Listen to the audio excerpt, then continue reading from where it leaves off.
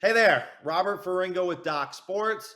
Once again with your Friday football betting bonanza, NFL style. With me as always is Raphael Esparza. We are two of the top football handicappers at the top football handicapping site in the world, Doc Sports. Don't believe me? Go over to docsports.com and check us out. Get some information, get some free picks, get pretty much anything that you need if you want to win some money betting on sports this weekend. Also, click the link down in the description or above and take advantage of $60 free. You can use it on any handicapper for any package in any sport. You into NHL, NBA, college basketball starting on Monday, we've got you covered. Now, Raphael, I know that there were some people that were asking why we didn't have a video last weekend. Look, we're all about transparency here at Doc Sports, so I feel comfortable telling them that you were on your period last week. It's kind of a heavy flow day last Friday, so we had to call it off. It's still coming out. It's still coming out of me right now. See, it's coming out of my arm right now. Speaking of people who like to menstruate, Green Bay is heading to Detroit, and Aaron Rodgers and the Packers are pretty much off the rails. I'm not entirely sure what they've done to justify being favored in this matchup. Detroit, 1-6, came into the season with a lot of hope, a little bit of hype. HBO. Just trying to get some wins, man. Just trying to get some wins.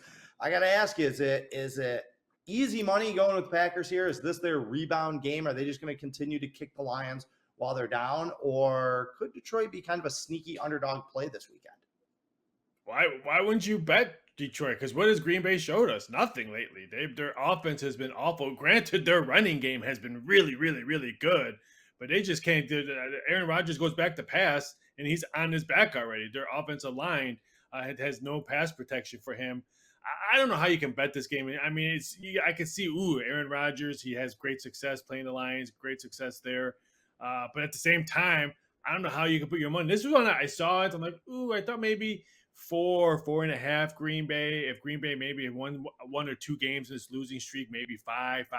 But I want nothing to do with either. It's either Detroit for me or pass, because I can't put my money on the Green Bay Packers. But at the same time, I think I'd rather rewatch HBO's Hard Knocks Detroit than put my money on Detroit in this game. This was a hard pass, but if I had to put it on your kid's college, I think I'll probably look at the over. I think Aaron Rodgers and that offense might put some points up. I thought the total was a little bit low, 50. I thought it was going to be like maybe 51 and a half. I think we see some points scored in this game. Yeah, Detroit hasn't been able to stop anyone pretty much all season. They are getting better, but that's a low bar to jump over for them. I actually like Detroit in this game. I think they're a little bit better than their record. And here's the thing for me. Here's a determining factor besides having the home field advantage and getting the points above a key number is that Detroit plays hard. Okay, they're not uber talented, obviously. They play hard. They have strong leadership, and they go out and they give you an effort every single week. If you watch this team on tape, if you watch them play, they're maxing out, giving everything that they have every single weekend. You can't say the same about the Packers. They have zero leadership. They don't play hard. They don't particularly like one another. And their group of wide receivers is one of the worst position groups I've ever seen in the NFL. Okay, Allen Lazard is like a number 5 receiver, right? And every week talking on the injury report, they're talking about him like, we're going to get Allen Lazard back this week. Like that's so, like he's Randy Moss or DK Metcalf or AJ Brown or some top tier receiver. Like Green Bay is awful. Their offense is terrible right now. And I think Detroit is still kind of too dumb to know that they're out of it. You know what I mean? Like in their mind, Dan Campbell's still in that locker room this week telling them that they can win out. And I feel like those guys are young enough and dumb enough, and they have bought in enough where they still believe it, where you're going to at least get an effort. If Detroit loses this weekend, it's not going to be because they don't show up or because they roll over. You look at that game last week against Miami, they should have beat the Dolphins. They're up 21-7. They were taking it to Miami last week. Dolphins were very lucky to win and extraordinarily lucky to cover that game. I don't know. I just think Dan Campbell is going to get these guys fired up, and he's going to bring them ready to play on Sunday. Okay. Another team that we know is going to Another game that has one team that we know is going to show up to play, and another team that should easily dominate them is the Chargers going to Atlanta. Raphael, what do we make of the Chargers? The Just in first general. place, the first place Atlanta Falcons. Don't forget that. The No, first sorry. Yes, that's place right. Atlanta Falcons in this one. Yeah, here's another one on paper. The Chargers should have no issue putting up points and winning this game. But these dirty birds, every time I think they're going to get smoked. Granted, I know they got crushed by Cincinnati on the road, but they beat the 49ers at home. I mean, that's a nice win for By them, two touchdowns. for the team that I thought could be one of the worst teams in the NFL this year. They've been proving me nothing wrong, but I think with the Chargers coming off a bye week, got a little bit rest off a bad loss against Seattle, which maybe that's not a bad loss. The way Seattle just keeps on surprising teams and getting W's week after week. I like the Chargers in this spot. Granted, the Atlanta Falcons again can continue to prove me wrong after I said they're going to be one of the worst teams in the NFL, but all they do is win, and put first place in the record column right now. Granted, it's 4-4, but in the worst division in football. But they're still in first place, and they're still ahead of Tampa Tom. I like the Chargers spot just because they're coming back healthy, and I just think they win this.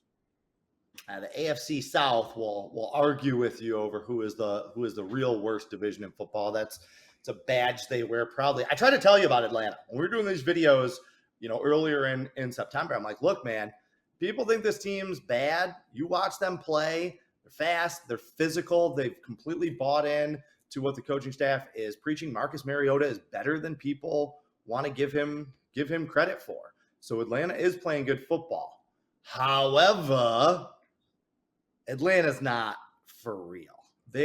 I was buying Atlanta when they were, an 8.5-point underdog, when they probably should have been a 4-point underdog. Thought there was a lot of value early in the season, but right now, no. I think the wheels are about to come off for them. They shouldn't have won last week against Carolina. That was a fluke win right there. They shouldn't have won 3 of their last 4 games that they've taken home.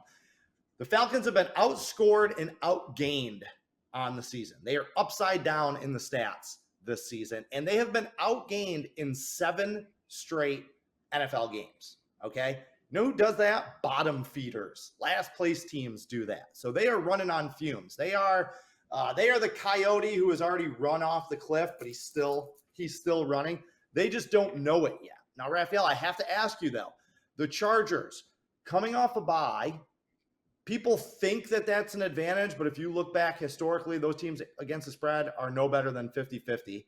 Road favorites off a bye are historically a terrible bet. And we have a West Coast team coming east for that dreaded 1 p.m. start.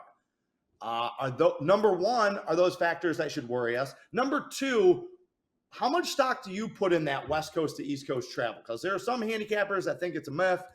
There are other people that swear by it. So what do you think about those two thoughts? If they weren't coming off their bye week, then I'd be like, ooh, wherever they played last week, now have to travel to the West Coast. But they're coming off their bye week. And again, they're coming off a double-digit home loss to Geno Smith. So not only did they only have to prepare for this game, and let's say in a week expand, knowing that we just lost by double digits at home, but they actually had 2 weeks to sit in some ponder on how, again, we lost by double digits at home to Geno Smith and the Seahawks. I threw all the, they have to go to the East Coast to travel this game. I threw that out the window because, again, they've had to sit and read and look at video all 2 weeks long to see how bad they played at home against the Seattle Seahawks.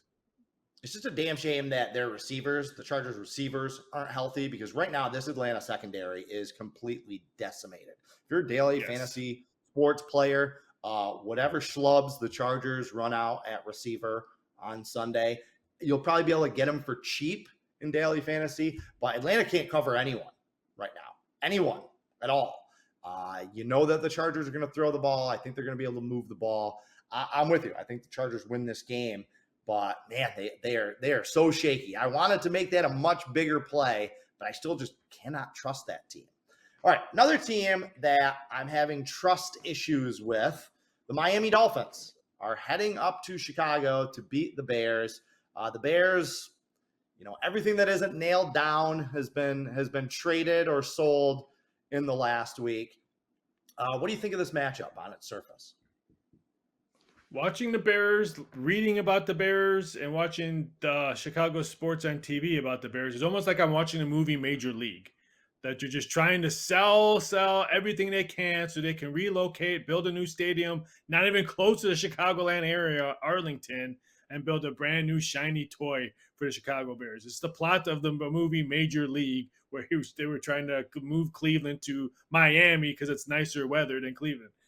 But at the same time, I love, no disrespect to you, I love seeing all you Chicago Bear total season win ticket holders squirm and sweat because the Bears have 3 wins when they should only have maybe 1 at this time.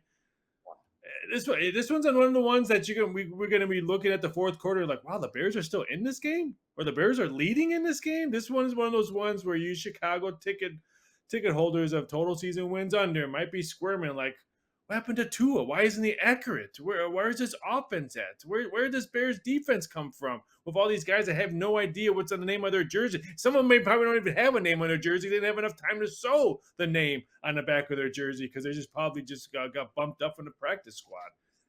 Miami should win this one, but again, I would love to see a really, really close one for all you Bear bettors. Even though I said the Bears would be one of the worst teams in the league, but I don't have any tickets for total season wins.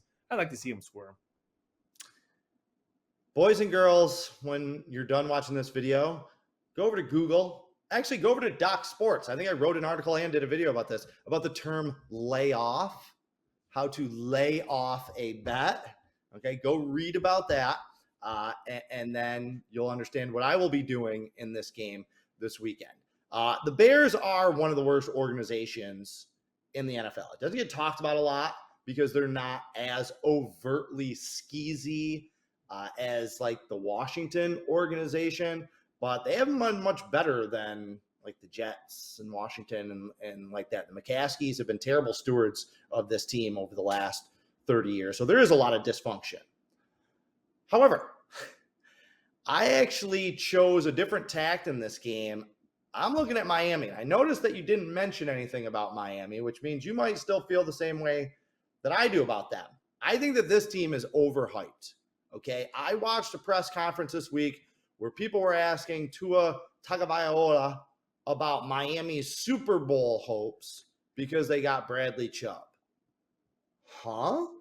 The same team that was down 21-7 in the first half last week against Detroit? Like, we're talking about Miami as a Super Bowl team? No, absolutely not. Just like I said about Detroit, I'm going to say the same thing about Chicago. They play hard. They have a severe talent deficit every time they step on the field. Their roster is the worst roster in the NFL. But if you watch them play, if you saw what they did to New England on Monday Night Football, okay, they play hard. They have faith. They believe. They run the ball. Okay, they have the most rushing attempts and the number 1 rushing offense in football. They are going to pound teams into submission. That's the style of play. Now, they might not be able to execute it as well as teams like the Ravens and the Eagles, but that's their approach. And I don't think that Miami is up for it this weekend. This is back-to-back road games. They also made the big trade to bring in Chubb, so everyone's like, ooh, Miami. Chicago sold with Quinn and Roquan Smith. I still think their defense is going to be fine. I don't think that they were leaning on Roquan Smith where they are just going to completely collapse. I think that Miami should be on upset alert this week. And Raphael, I got to ask you, Miami, long term, not just in this game, are they a buy or a sell for you? Of their offense, I understand why people are buying. I want to see what Chubb does on that defense, if he brings any leadership or stuff like that in a locker room, because we're probably going to see that right away on the defensive side. I don't think they're Super Bowl contenders or playoff contenders. And if you're hot in the playoffs, you can go to the Super Bowl. Ask the Giants, ask the Ravens. These 2 teams that no one thought they would win the Super Bowl that year, but they did because they went in red hot. But I can see them improving week at week. But I totally agree with you. This has upset alerts on this one, so I would not be shocked if we're seeing a ticker and about it where we said, wow, the Bears are winning by 3, or the Bears are only down by such and such number. It's going to be a lot closer game. Yeah. Last thought on this is Miami has been terrible on the road this year. They fell behind 28-7 at Baltimore before that ridiculous comeback. They lost by double digits at Cincinnati. They lost by 23 at the Jets. The Jets aren't a very good team. And again, they were down 2 touchdowns before they scrambled to come back last week against the Lions. They've been bad on the road, back-to-back road games in unfamiliar territory. They don't play the NFC North very much. So I think that I am going to be sweating out that season win total under bet on Chicago, even though if you look at their roster, I absolutely shouldn't be. Okay, another team that may or may not be out over its skis, as they say, but is playing undecidedly good football is Seattle.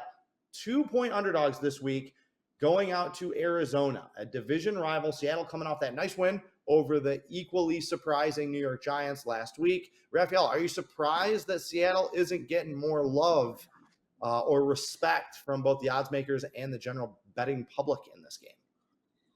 Well, they're starting to now, because this one opened up at 3.5, and now it's 2. So you're starting to see some respect. I would not be shocked if we see 1.5 by kickoff. So that just shows me that the bettors are going to start giving some respect to the MVP comeback player of the year, Geno Smith. Maybe even some votes for MVP, Geno Smith. But I could see that, and I really wanted to pull the trigger on Seattle. Really wanted to, because I have no faith on Mini-Me, no faith in Kingsbury, which is probably going to be a college coach or on TV next year and then be a college coach. I have no faith in them, but I just couldn't pull the trigger on this game. I do think we see a lot of point scoring in this one.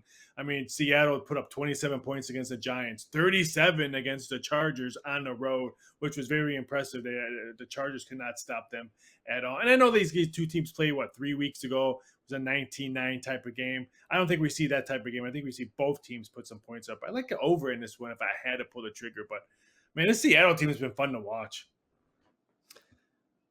Arizona has been a different offense with DeAndre Hopkins back. They've been talking about getting Robbie Anderson up to speed this week. Do you think that this underperforming Arizona team, once their offense gets going, do you think that there might be some value with them, or you still, I'm with you. I don't trust Kingsbury. I don't trust quarterback situation. Those two don't like each other. There's just a lot of drama there, just a lot of bad karma kind of hanging over this team. However, there is talent on this roster. They were one of the Super Bowl favorites just 12 months ago at this time.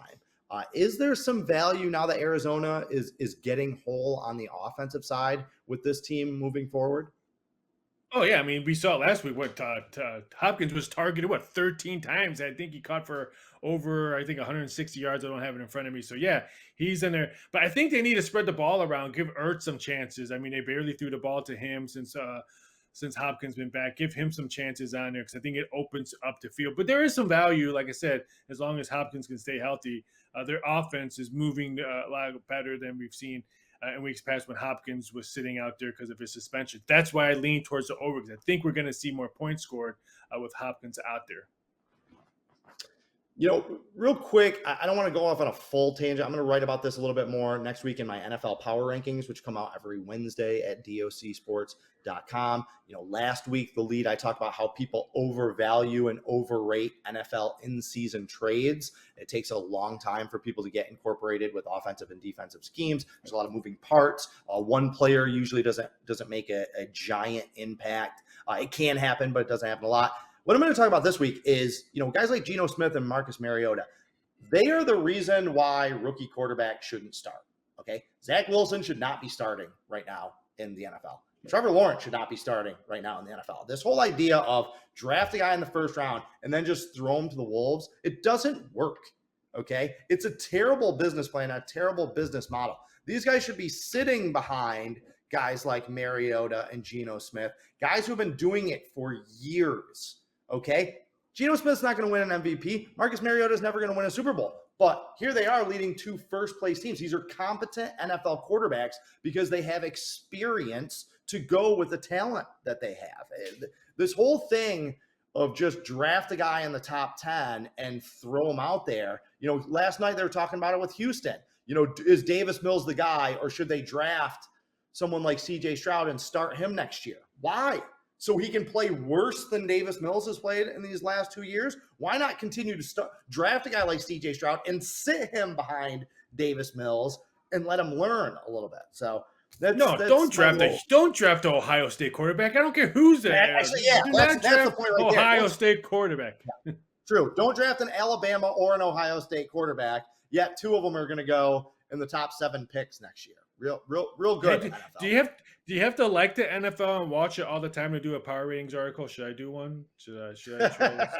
I would love to see that. I'm asking for a friend. It would take you 3 weeks to come up with next week's power rankings. Like sometime around Christmas, you would have the power rankings. I do my own power ratings, and it's pretty easy to do one. But here's a funny story, really quick. No, you're backtracking right now. Sorry, go ahead.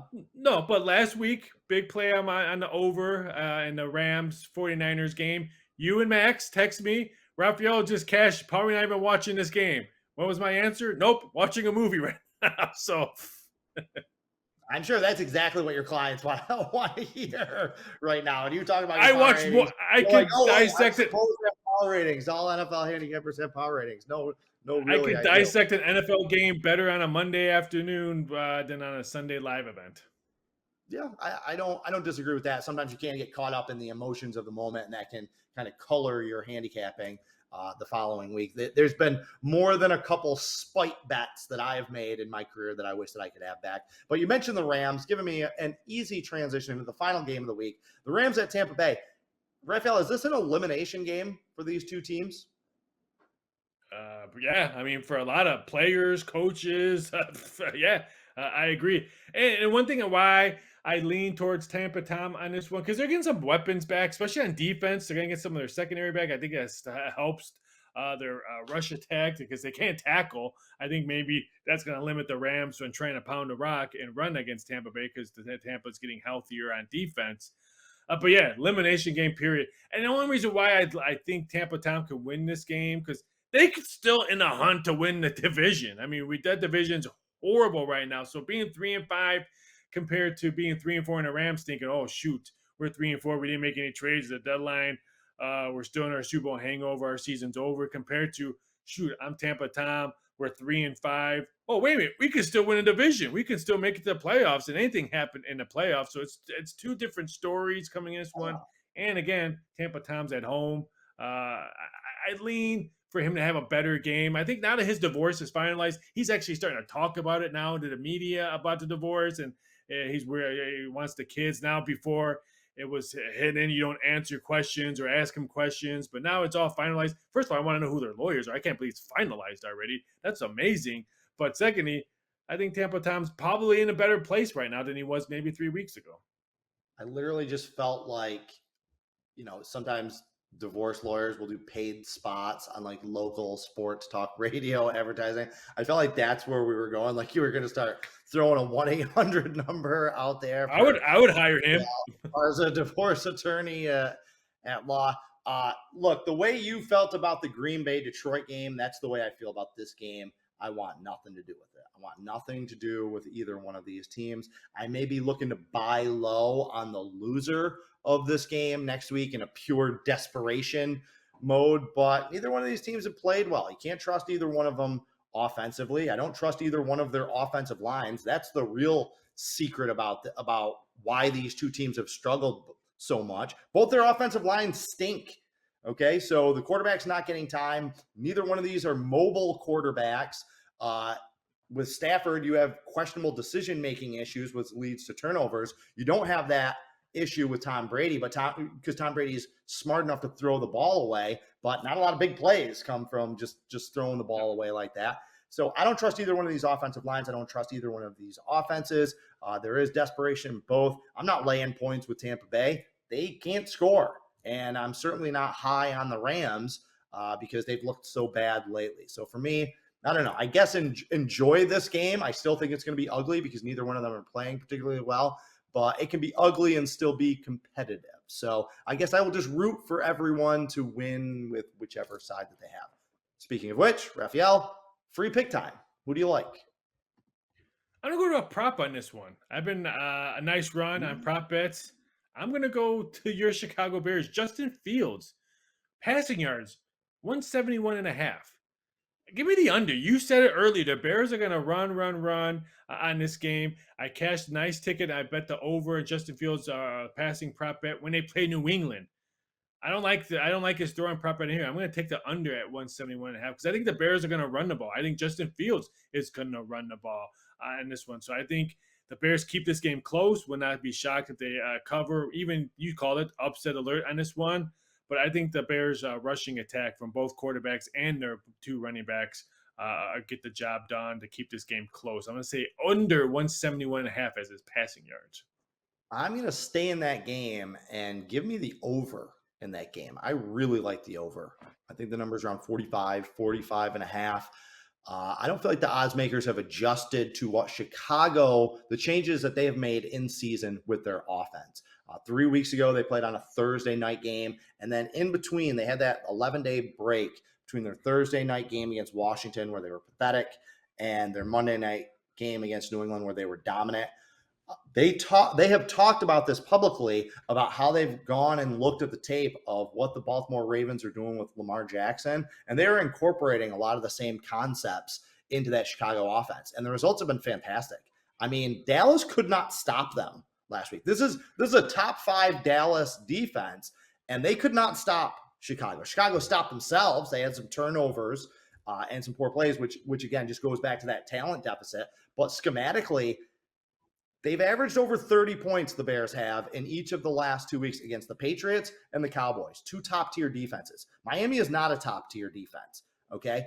I know everybody wants them to be, but if they were a top-tier defense, they wouldn't have just sold what they did to bring Bradley Chubb in, and he's not going to make an instant impact in this scheme and in this defense. Miami, we know what they can do offensively with their weapons. I still think that their totals have been a little bit depressed because they're moving the ball, but they're not scoring points. Their offensive yards per point has been a little bit high, which means that they're in a regression area. I think this game is going to be a shootout. I think this game is going to fly over the total. Both teams are going to play in the high 20s, threaten 30 points apiece. And the Bears offense is a over offense until we see otherwise. So, all right, Raphael, any other thoughts before we leave?